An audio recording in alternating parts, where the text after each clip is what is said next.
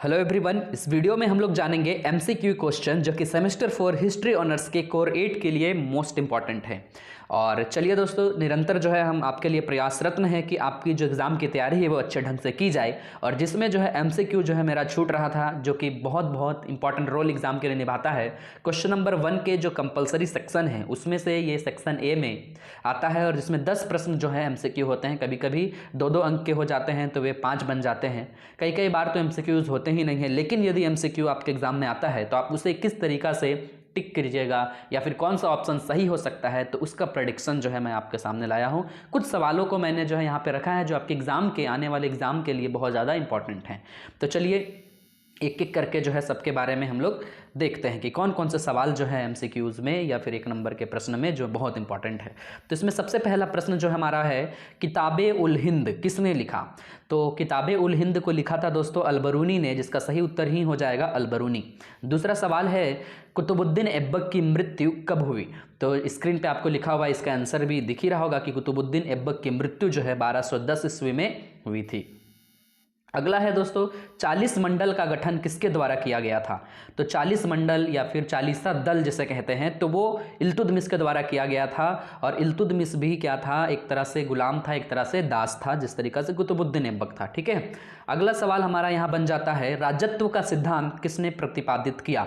तो राजत्व का सिद्धांत जो है बलबन ने प्रतिपादित किया था। इसका एक वीडियो भी, सेपरेट वीडियो हमारे चैनल पर मिल जाएगा, उसे भी आप जाकर देख सकते हैं, विजिट कर सकते हैं। ठीक है, अगला सवाल है हमारा, खिलजी शासन की स्थापना किसने की? यानी खिलजी वंश की स्थापना किसने की? तो खिलजी वंश की जो स्थापना की थी दोस्तों वो किया था जलालुद्दीन खिलजी ने। ठीक है, अगला सवाल है 6 नंबर हमारा, तैमूर ने भारत पर आक्रमण कब किया? तैमूर का भारत आक्रमण ये भी आपको पढ़ना था। तो भारत पर जो है तैमूर ने जो आक्रमण किया वो 1398 ईस्वी में यानी 1398 में किया। ये आप इसका सही जवाब दीजिएगा। यदि सवाल ये आता है, लोदी वंश की स्थापना किसने की थी? तो लोदी वंश की स्थापना जो है बहलोल लोदी ने, किसने? बहलोल लोदी ने किया था। और कब किया था, यदि ये सवाल आपके एग्जाम में आ जाता है तो इसे भी आप ध्यान रखिएगा, 1451 में यानी 1451 में बहलोल लोदी के द्वारा जो है लोदी वंश की स्थापना की गई थी। आगे बढ़ते हैं इसी क्रम में। 8वां नंबर प्रश्न जो हमारे बीच है वह है दीवान ए काही। ये कई बार जो है कोही के रूप में भी पूछा जाता है या ई लगाया जाता है, दीवान ई। इस तरीका से जो है दोस्तों ये सवाल कई बार एग्जाम में आया, इसलिए मैंने इसको यहाँ पे पुट किया है। तो दीवान ए कोही जो है उसको एस्टेब्लिश्ड किसने किया? तो इसका सही जवाब हो जाएगा मोहम्मद बिन तुगलक ने। मोहम्मद बिन तुगलक ने जो है इसको एस्टेब्लिश किया था, याद रखिएगा। ठीक है, बाजार नीति किसने लाई? तो बाजार नीति जो है दोस्तों अलाउद्दीन खिलजी ने लाई। और अलाउद्दीन खिलजी ने एक आर्थिक नीति भी लाया था। तो सवाल ये भी आता है कई बार कि आर्थिक नीति किसके द्वारा लाया गया था? तो अलाउद्दीन खिलजी ही इसका सही जवाब हो जाएगा। अगला सवाल है दोस्तों जो आप सबके लिए है, कुबैत उल इस्लाम मस्जिद। ये कुबैत उल इस्लाम मस्जिद जो है किसने बनवाया था या किसके द्वारा बनवाया गया था? तो कुतुबुद्दीन ऐबक के द्वारा बनाया गया था, इसका सही जवाब हो जाएगा। अब यहाँ पे एक सवाल आता है, बहुत ही इंटरेस्टिंग है, Laila Majnu was composed bye. Laila Majnu जो है किसके द्वारा कंपोज्ड किया गया था? तो इसका सही जवाब हो जाएगा दोस्तों हमारा निजामी गजनवी। हाँ, निजामी गजनवी जो है इसका सही जवाब हो जाएगा। ऑप्शन में अलाउद्दीन खिलजी भी रहता है, उसे आप टिक नहीं कीजिएगा, निजामी गजनवी को टिक कीजिएगा। ठीक है, यदि आपके एग्जाम में आता है। अगला सवाल बन जाता है इसी से, तारीख फिरोज शाही किसने लिखा? तो तारीख फिरोज शाही को लिखा था बर्नी ने। इनका पूरा नाम ही था जियाउद्दीन बर्नी। अगला सवाल बन जाता है, तारीख हिंद किसने लिखा? जो कि आपको इस जगह पर लिखा हुआ दिख रहा होगा, तारीख हिंद किसने लिखा? तो तारीख हिंद लिखा था दोस्तों अलबरूनी ने। किसने लिखा था? अलबरूनी। बर्नी अलबरूनी दोनों अलग हैं। ठीक है, तो अच्छा तरीका से इसको आप रट लेंगे और रटने के साथ ही आप एग्जाम में बैठे ताकि ये सवाल यदि आपके एग्जाम में आए तो आप सही तरीके से हल कर सके। गोल गुंबद, ठीक है, गोल गुंबद किसने बनवाया था? तो ये दाबुल के याकूत ने बनाया। हाँ दोस्तों, याकूत ने बनवाया था। तो किसने बनवाया था? दाबुल के याकूत ने बनवाया था गोल गुंबद। ठीक है, अब यहाँ पे एक सवाल है जो आपके लिए मैं यहाँ पे ड्रॉप कर देता हूँ, दिल्ली सल्तनत पर कितने वंशों ने शासन किया? इस सवाल के जवाब जो है आप हमें देंगे, क्योंकि इसके बारे में लगातार जो है आपको मैंने पढ़ाते आया है और समझाते आया है कि दिल्ली सल्तनत पर कितने राजवंशों ने, कितने वंशों ने शासन किया था। तो इसका सही जवाब आप मुझे कमेंट बॉक्स में दें, हम उसका वेट करेंगे। अगला चलते हैं। अगला सवाल है गुलाम वंश की स्थापना किसके द्वारा की गई थी? दिल्ली सल्तनत के प्रथम वंश ही थे गुलाम वंश, और इसकी स्थापना जो है कुतुबुद्दीन ऐबक के द्वारा की गई थी, ये ध्यान में रखिएगा। और इल्तुतमिश किसका गुलाम था? इल्तुतमिश जो है कुतुबुद्दीन ऐबक का ही गुलाम था, ये भी याद रखिएगा। यदि आपने हमारे सभी सब्जेक्टिव वीडियो देखे हैं, ध्यानपूर्वक समझा है, तो इस तरह के 1 नंबर के क्वेश्चन को समझने में बिल्कुल भी कठिनाई नहीं आ रही होगी, ये आपको भी पता चल रहा होगा। अगला है सर्वप्रथम दक्षिण विजय किसने किया? तो इसमें अलाउद्दीन खिलजी का नाम आ जाता है, जो कि आप याद रखिएगा। इसने मलिक काफूर को जो है भेजा था दक्षिण विजय के लिए। ये भी एक सवाल आता है कि इसने अलाउद्दीन खिलजी ने दक्षिण विजय के लिए किससे भेजा था। ठीक है, यहाँ पे एक सवाल है जो आपके लिए ही है, गुलाम वंश के अंतिम शासक कौन थे?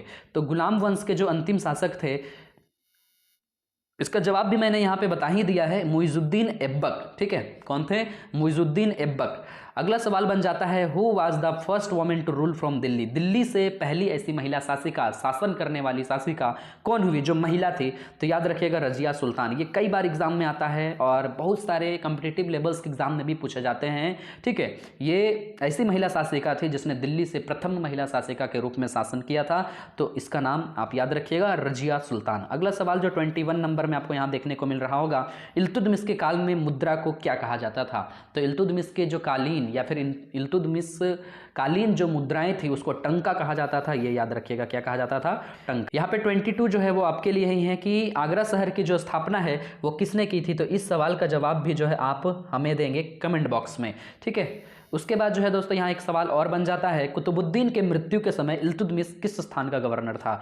इल्तुतमिश जो है कुतुबुद्दीन की जैसे ही देहांत हो जाती है उस समय इल्तुतमिश जो है उसके बाद जो है यहाँ राजगद्दी को संभालता है, लेकिन उसके राजगद्दी से संभालने से पहले जैसे ही उसकी मृत्यु होती है उस समय के दरमियान ये किस जगह का गवर्नर था? तो ये सही जवाब हो जाएगा इसका बदायूं।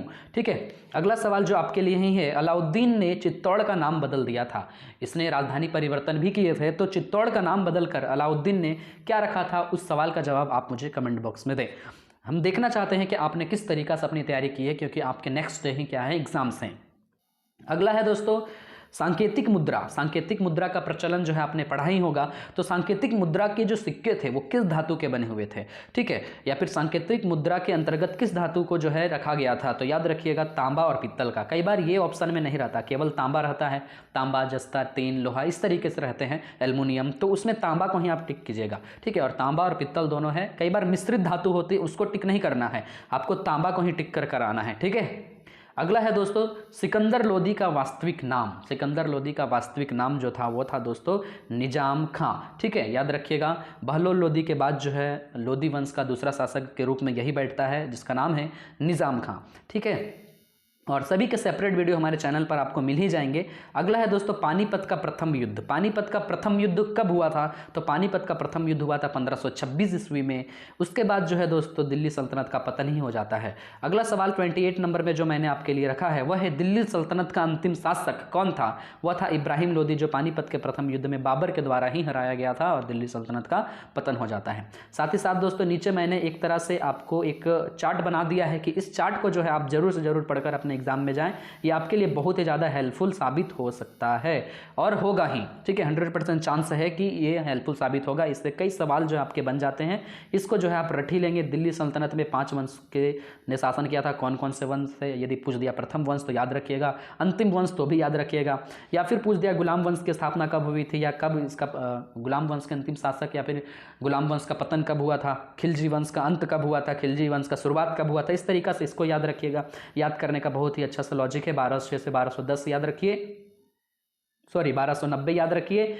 और एक चीज़ दोस्तों 1210 से हमें याद आया कि अलग अलग शासकों के भी अंतिम काल भी याद रखिएगा। जैसे कुतुबुद्दीन ऐबक, उसके बाद यहाँ इल्तुतमिश आते हैं, फिर बलबन आते हैं, तो कब से कब तक कौन कौन शासक रहते हैं ये भी आप जो है अलग तरीके से याद कर लीजिएगा। लेकिन यहाँ पे केवल और केवल इस वंश का अंत, पूरा जितने भी शासक है सभी को कैलकुलेट करके यहाँ बताया गया है। तो 1206 से 1290 तक जो है गुलाम वंश चलता है, और यही 1290 से 1320 तक जो है खिलजी वंश चलता है, और 1320 से 1414 तक जो है तुगलक वंश चलता है, यही 1414 से जो है 1451 तक जो है सैयद वंश चलता है, और लास्ट 1526 ईस्वी को जो है लोदी वंश का अंतिम शासक मारा जाता है या पराजित हो जाता है। इस प्रकार से यहाँ पे एक चीज़ और याद रखिएगा कि इन सभी वंशों की स्थापक या संस्थापक कौन कौन थे। तो गुलाम वंश की जो स्थापना किया था उसने कुतुबुद्दीन ऐबक ने किया था। खिलजी वंश की स्थापना करने वाले जलालुद्दीन खिलजी थे। तुगलक वंश की स्थापना करने वाले गयासुद्दीन तुगलक थे। सैयद वंश की स्थापना करने वाले खिज्र खां थे और लोधी वंश की स्थापना करने वाले बहलोल लोधी थे। तो दोस्तों इतना ही है इस वीडियो में। इस वीडियो को आप रिपीट मोड में देख सकते हैं या फिर इसे डाउनलोड कर लीजिए, जिससे जो है आपको दिक्कत नहीं होगी। इसे बार बार सुनने के बाद जो है, देखने के बाद जो है आसानी से आप MCQs को जो है हल कर सकते हैं। आपके एग्जाम के लिए very very all the best. आप अच्छे तरीके से एग्जाम लेके, यही हम कामना करते हैं। मिलते हैं दोस्तों आगे के वीडियो में, तब तक के लिए बाय। अपना ध्यान रखिएगा। Thank you so much.